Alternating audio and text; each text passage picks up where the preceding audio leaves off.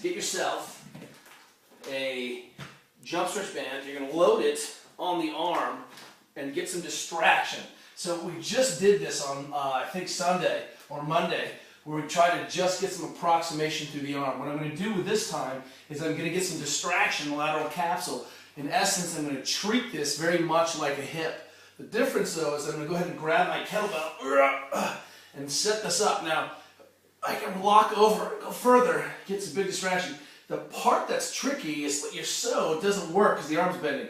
But what you're going to do is you're going to come across and lock out the elbow with the other arm. You can see how I've really been working on this. So now, I've got the elbow blocked, I've got the kettlebell driving to the back of the socket, and then I'm going to externally rotate. I'm going to bring that elbow pit around, and all I'm going to do is keep driving the shoulder to the back of the socket, lock out the hand, I get the lateral distraction, and I'm just going to externally rotate. This movement is what's going to really get and allow this amazing mobility to happen in the back of the socket. So hang out here as long as you can, maybe 1-2 bouts, collect 1 or 2 minutes, but this hand across is what makes it possible. Now you're driving all the weight into the back of the shoulder. You're going to start to feel a burn in the back of the shoulder from the external rotators in the back of the capsule. So I've done this for approximately 30 seconds here. I'm going to dismount, which is the technical term coined by E.C. Sinkowski. Now look at this. Is there a difference in the external rotation? Remarkable. And it's this capacity to keep the shoulder back in socket and externally rotate. Look at Matt Chan from the USAW. His shoulders are so back, totally externally rotated in that position. Allows him to be in a good position and then generate a lot of force overhead. What you'll find is that the more we can cue, this is the difference in external rotation now on the side I fixed.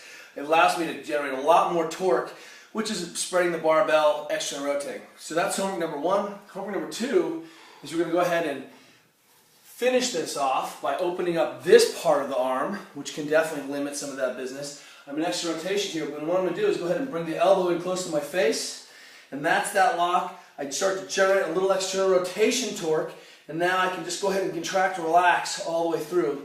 So I'm going to open this up with a little bit of an external rotation flavor. Now I'm just kind of capturing some of this. I've relocated the shoulder to the back of the socket. Now I'm just going to open up and start to lean into some of those businesses. Open up more of the flexion component. So now, is there a difference? Absolutely. It gives me much kind of better feel. And finally, we're going to go after the ribs here. And so what I'm going to do is try to work on some of the rib cage business, because the external rotators and the stabilizer of the scapula basically require me to be able to get the shoulder blade to a good position.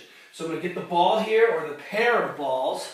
If you've just got one, that'll do. And I'm going to go a little bit lower than we normally go.